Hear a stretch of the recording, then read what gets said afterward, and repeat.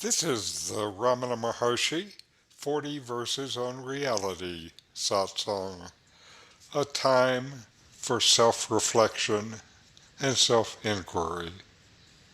Know yourself and be always free and at peace.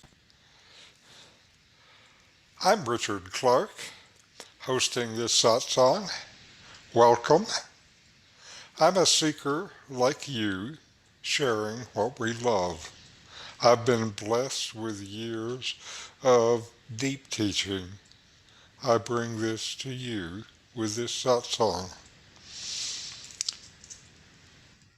This week's reading from Ramana Maharshi's 40 Verses on Reality is verse 3. These are Ramana's words. The world is real. No, it's merely an illusory appearance. The world is conscious. No. The world is happiness. No. What use is it to argue thus? That state is agreeable to all, wherein, having given up the objective outlook, one knows oneself and loses all notions either of unity or duality, of oneself and the ego. Now, dualities are just mental constructs, setting up one apparent side against something that is seen as another. To debate the reality or unreality of the world is like arguing over the snails of a snake that has finally found to be just a rope. What does it matter how many scales? The snake was never real to begin with. The entire point of spiritual practice is to find out just who or what you are. This, described by Ramana as having given up the objective outlook, brings peace and happiness to everyone. That's why Ramana said that state is agreeable to all. Now, some notes for practice. When your mind gets quiet, you feel calm and at peace.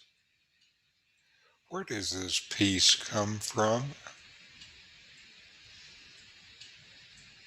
When your mind is quiet, you're no longer conjuring up the thoughts and memories, ideas and projections that you usually seem to live in. This kind of quiet inner peace. What is different in this quiet mental state?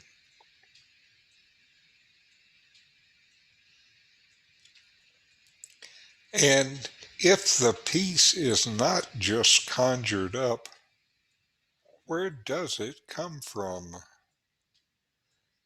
And why is this peace felt by everyone?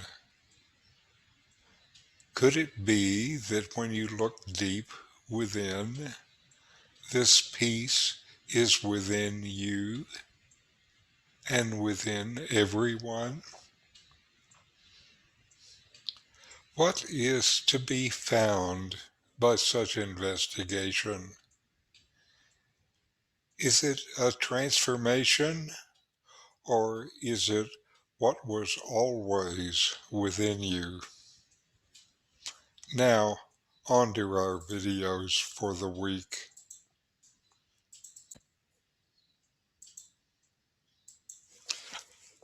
first is from Swami Sarvapriyananda, and he answers a question about how can we understand the real nature of the self. The first question from Nagaraj Desai from Germany. He asks, in one of your classes, you showed how we can understand the real nature of the self. You mentioned that one can understand this by asking the question, who am I? You showed that the answer for it can be understood by following the principle that whatever is an object in my awareness is not the real self. My body, my breath, my thoughts, my intellect, and memory are all objects in my awareness and therefore not my real self. If we go even deeper, there is a blank, and because we are aware of this, even this is not the real me. Does attaining enlightenment mean experiencing the real nature of the self? If it experiences itself, or if it becomes aware of itself, does it mean it is not the real self because it becomes aware of itself? All right, that's a good question. The question here is that in Advaita Vedanta, we follow a process of self-enquiry. We inquire into our experience of ourselves. And the method for that enquiry is one principle that we take up. The principle that is taken up is, whatever I am aware of, I am not that. Whatever we are aware of is an object, not awareness itself.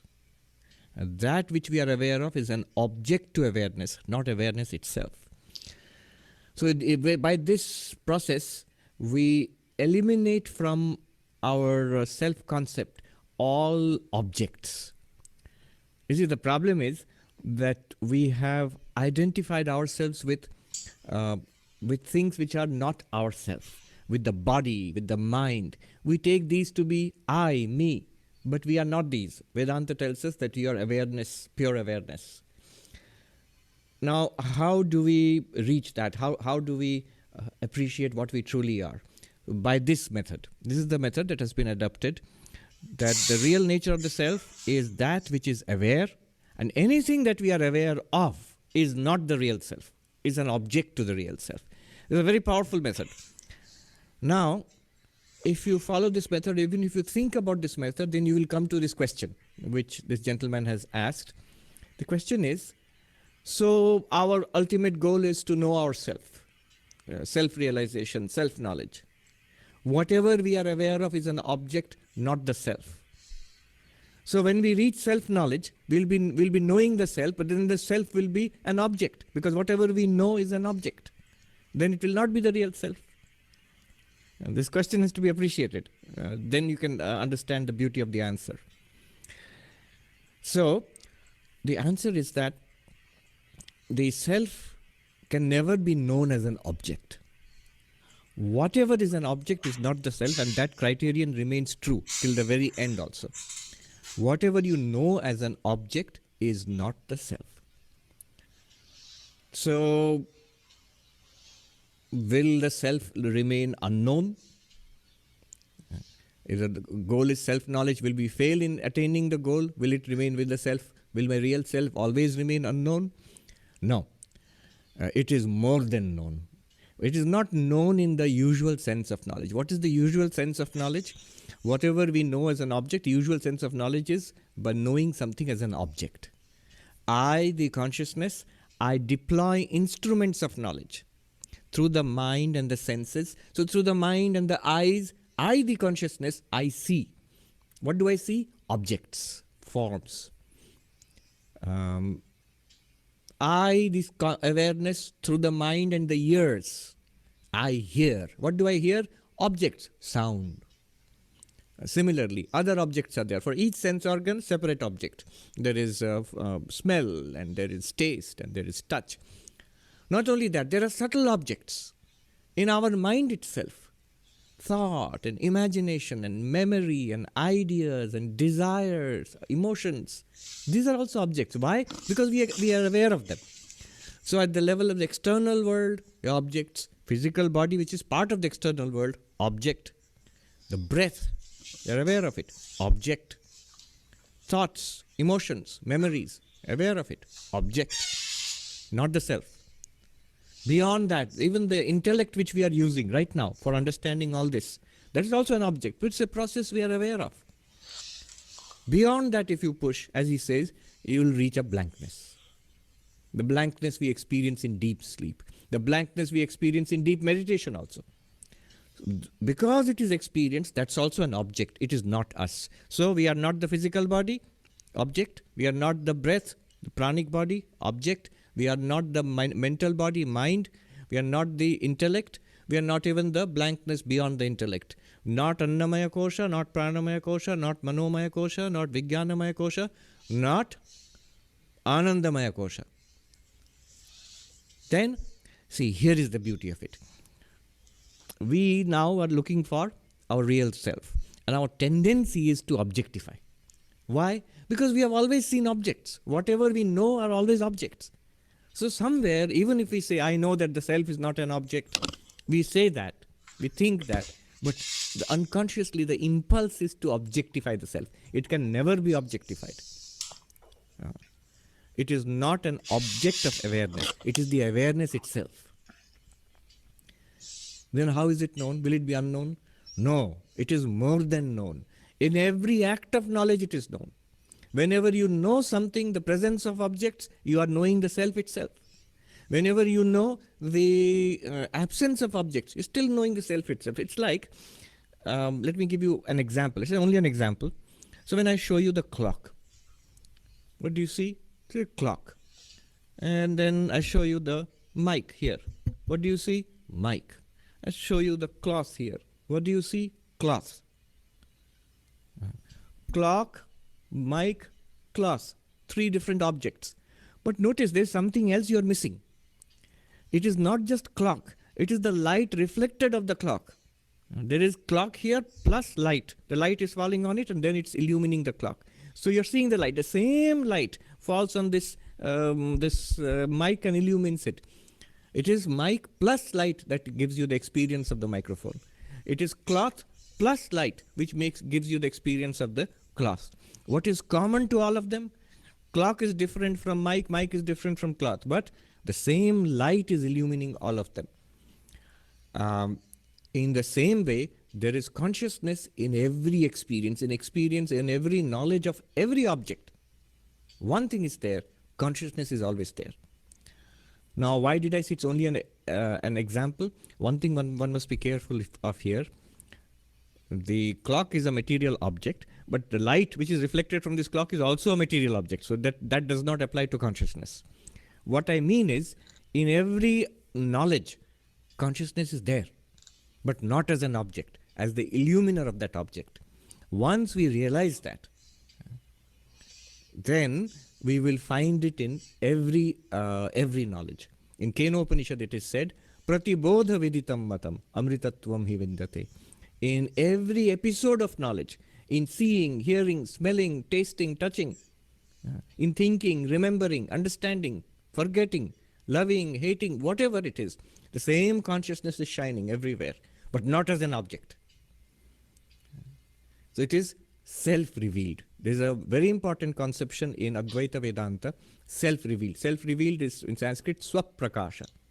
Swaprakasha. It does not know itself. It is, in English, self-revealed or self-luminous, swaprakasha. It is revealed by itself continuously, but it's not an object to itself. In philosophy, self-reflexivity is a fault. Self-reflexivity means nothing can make itself an object.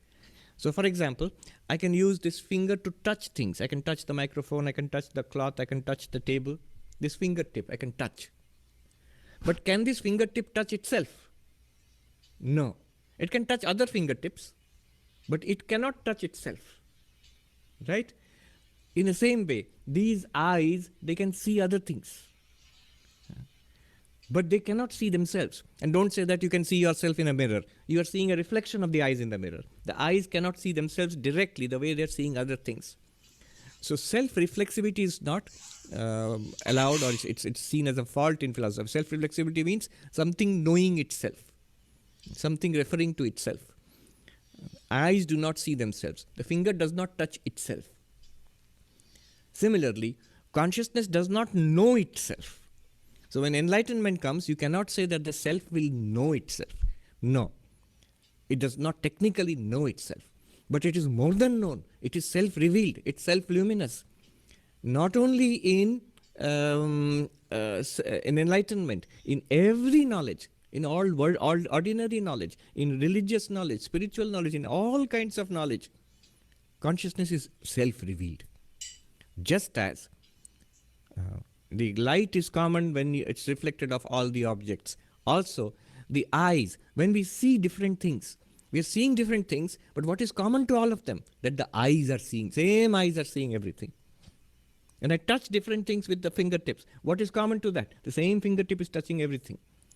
So, in touching everything, I can say that I know that the fingertip. In seeing everything, the eyes are self-revealed. In self-knowledge, what happens is you realize the luminous nature of consciousness, and then in every act of knowledge, it doesn't have to be only Brahma Jnana. In every act of knowledge, the self is revealed, consciousness is revealed. That in dualistic language, it is called seeing God everywhere, seeing God in everyone, seeing God in every experience. So the answer to the question is, when self-realization comes, will the self know itself? If it knows itself, then it becomes an object. It cannot be the self anymore. No, it will not know itself as an object. But the self-luminous nature of consciousness will be revealed to us and will be continuously available. It is already continuously available to us. We don't recognize it, that's all. We will recognize it in thereafter every act of knowledge, in every episode of knowledge, it will be recognized. And that is called freedom in Kena Upanishad. Pratibodha viditam matam amritatvam hivindate. In every cognition, when consciousness reveals itself, when you realize it, the presence of consciousness, yourself, the self, real self, that is called immortality. Then you may live anywhere, you may live in any way. Yatra tatra, in the language of Ashtavakra. Yatha tatha. As whatever your condition, you may be a monk, you may be a householder, you may be fully active in the world, you may be totally withdrawn from the world, you may be healthy, the body may be healthy or sick, you may be young or old, a body. In whatever condition, you may be well known in the world, you may be absolutely unknown, whatever is the condition of your life, wherever you exist, you are that one ever-free consciousness, you are totally free. And that is Jivan Mukti, freedom while living. Yes.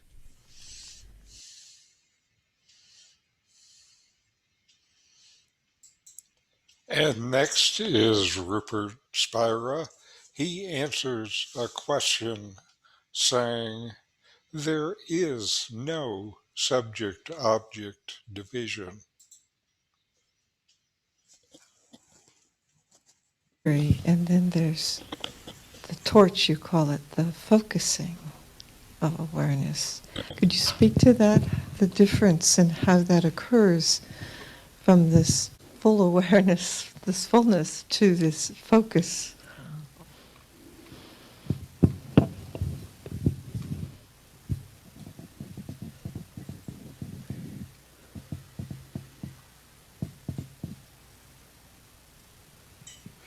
Awareness never actually focuses. It's always wide open in all directions.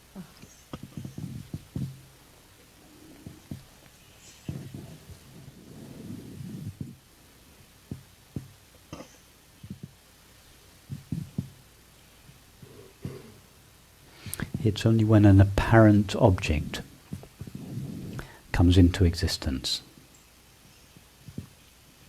an object that is singled out from the rest of the totality, and that singling out creates what we call the object.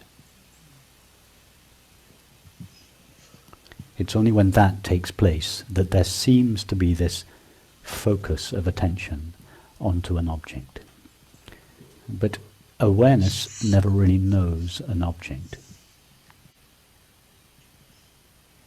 Thought thinks that it knows an object.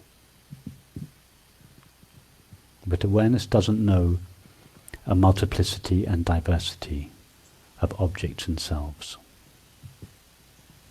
Awareness has to first take the shape of mind before experience can be divided up into objects and selves.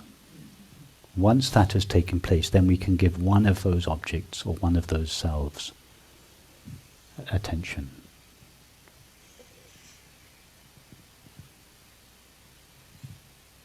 In other words, it is thought that abstracts from the seamless intimacy of all experience. Seamless because it's not made up of parts, and intimate because it's this close to awareness. It is thought that abstracts objects and selves, separate objects and separate selves, from that seamless intimacy. But in order to do that, in order to abstract an object from this seamless intimacy, we have to first overlook our true nature of awareness and imagine that we are a subject.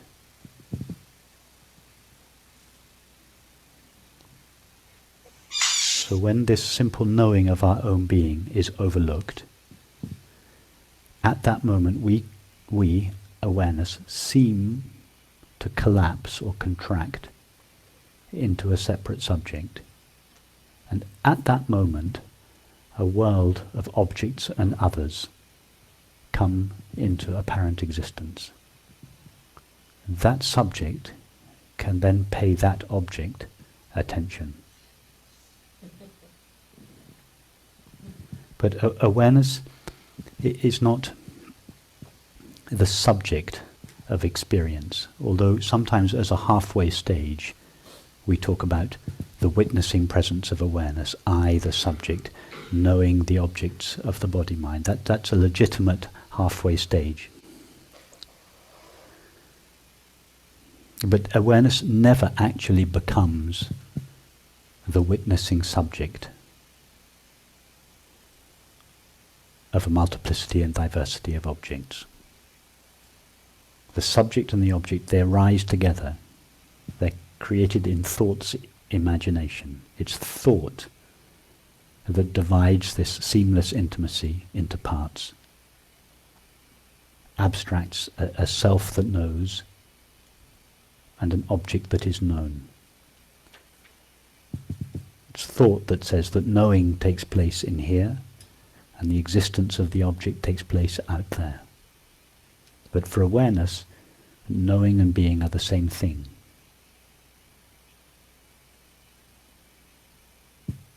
In other words, awareness never experiences things as things.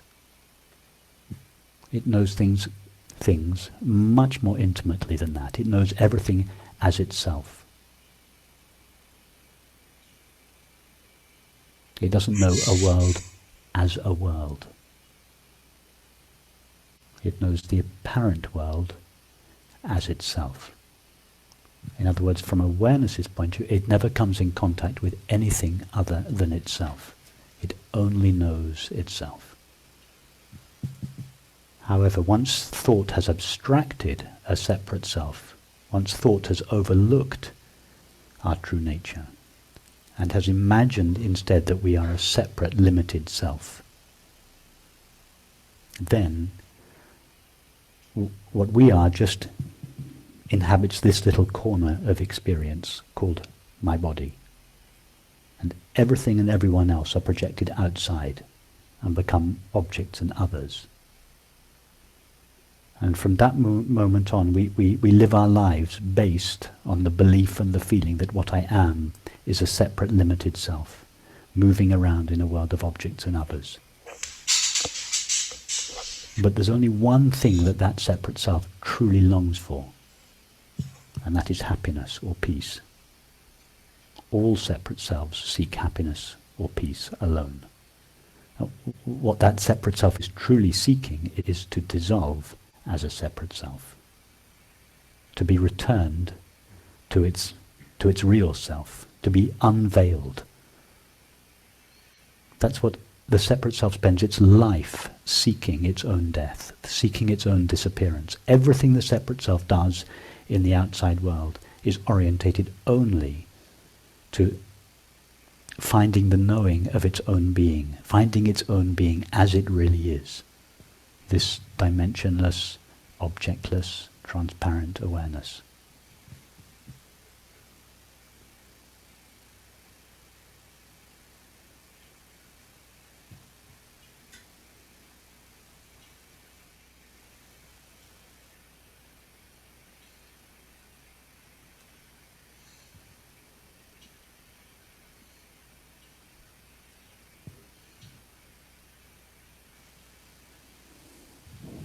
Thank you.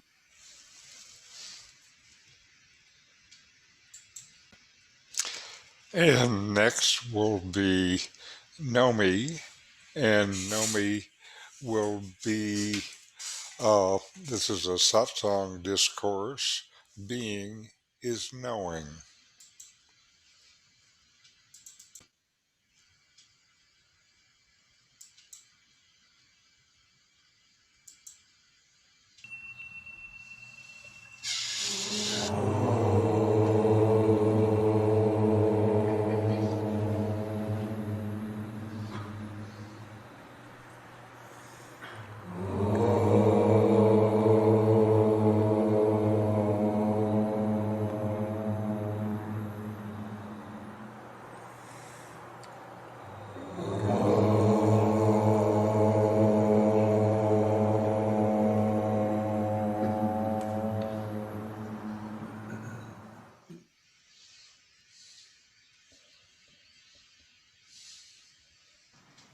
Sri Bhagavan gives the instruction to know yourself.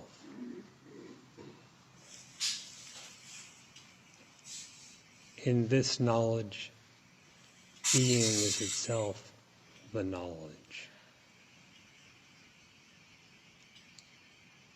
It is undivided knowledge, non-dual knowledge, in that it has no alternative, and there is no division between a knower and the known. If you know yourself, your own being is found to be birthless, imperishable, undifferentiated, entirely formless, without condition, without state, immovable, immutable, and eternal.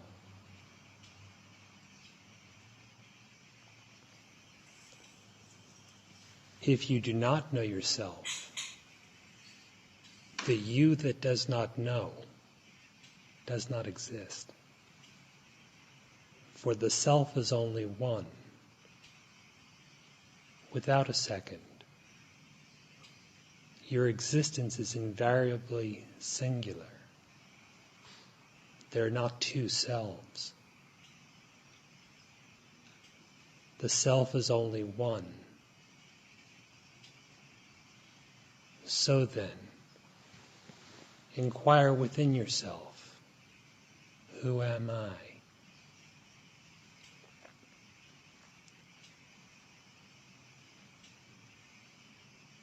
Abandoning any tendency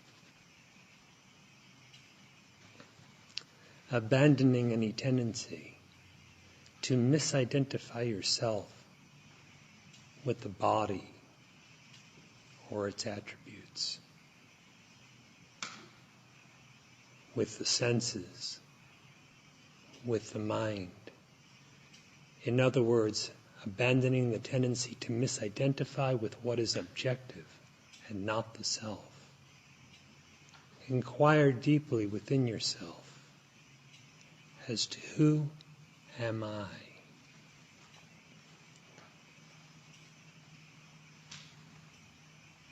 In the book entitled Who Am I?, the Maharshi says that silence is that in which no I arises, in which no I appears.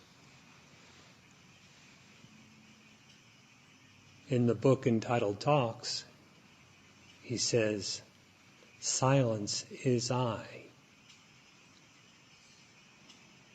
How can he say both things? Silence is that in which there is no I, and silence is I.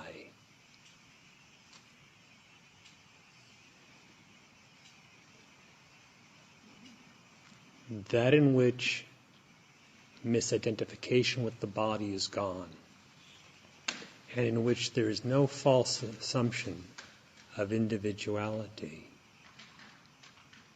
is your true self. That is silence, the eyeless, true I. To know yourself is to abide in silence as silence.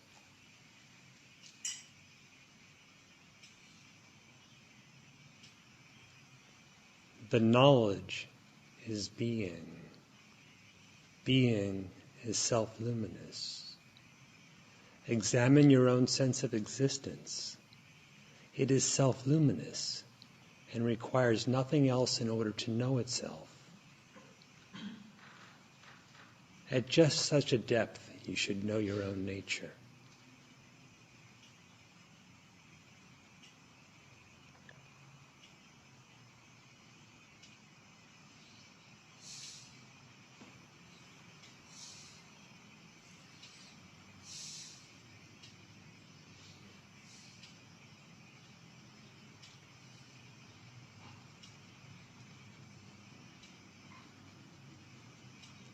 One true I exists. There is only one self, not a multiplicity of selves.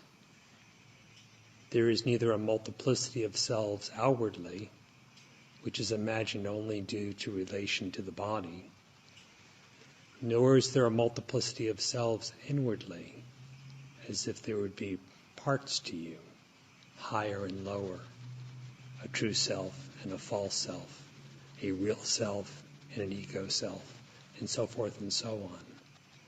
The self is only one. By profound inquiry, constant inquiry, know this self. It is this very self that the Upanishads declare to be Brahman.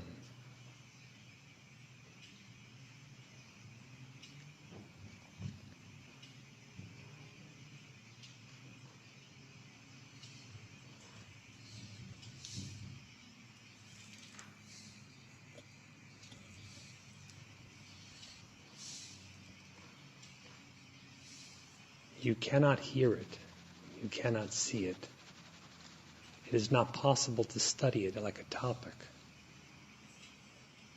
This has to do with your very being.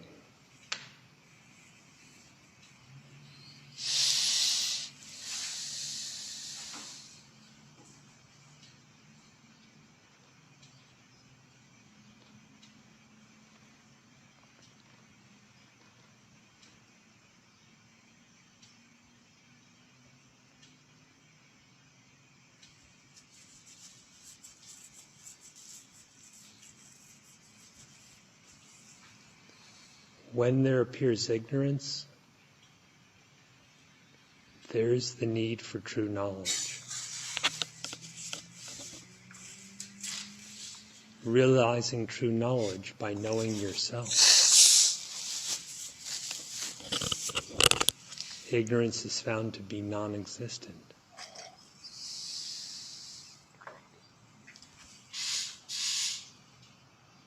And steady knowledge is found to be the very nature of your existence, being consciousness bliss.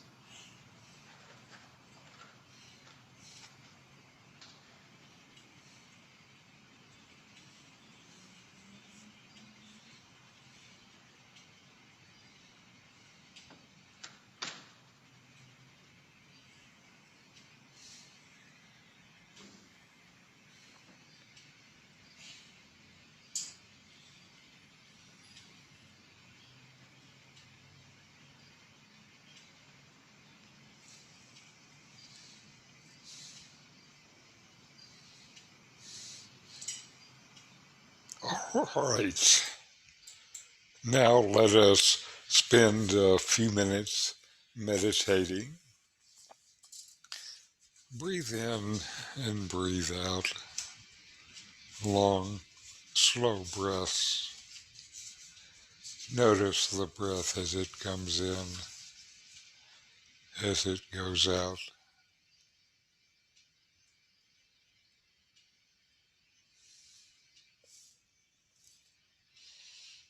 And notice that you exist. You exist, and you know that you exist. You don't have to use your mind to think you exist or your senses to feel your existence. You know it deeper than the mind or deeper than the senses. Now investigate within yourself just what that means. And ask yourself, investigate, when your mind is quiet, from where does the peace come from?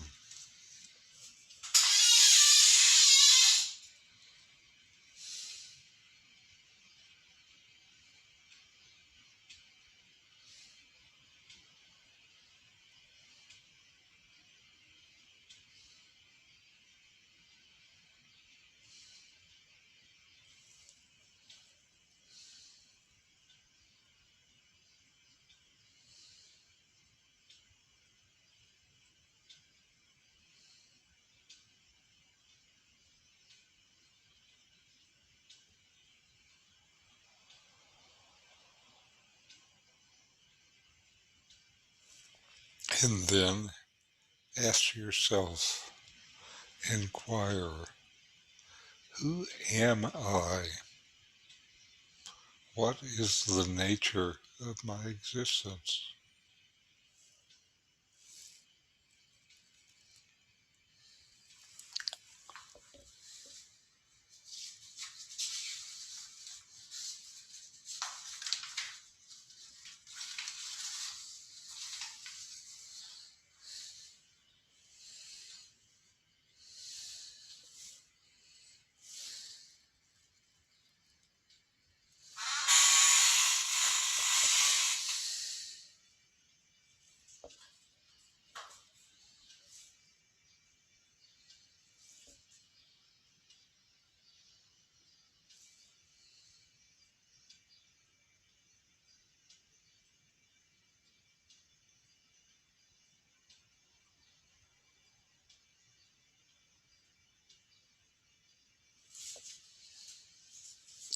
All right. Now let's close with a short chant. Om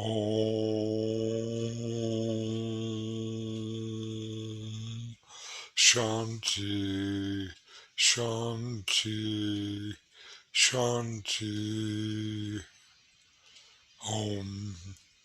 Peace, peace, peace. Thank you for letting me share this teaching with you today.